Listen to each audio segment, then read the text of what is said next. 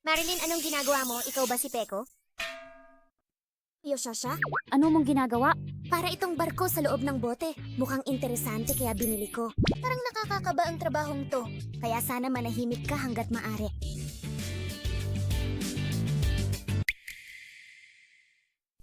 Ano ang nangyayari? Lumaki ng 1 sentimetro ang Diyos ni Akoko-chan tapos na ang handaan? Siguro hindi mo na kailangang gawin yan ngayon. Sinabihan kitang manahimik, di ba?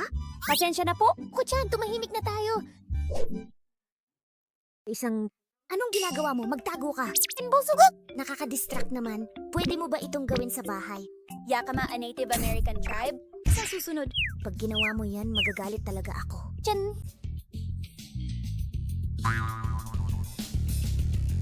Naku, masama ito! Tumikhim si Koko-chan at may isang umuugoy na pagsubok sa ibabaw ng kapitan.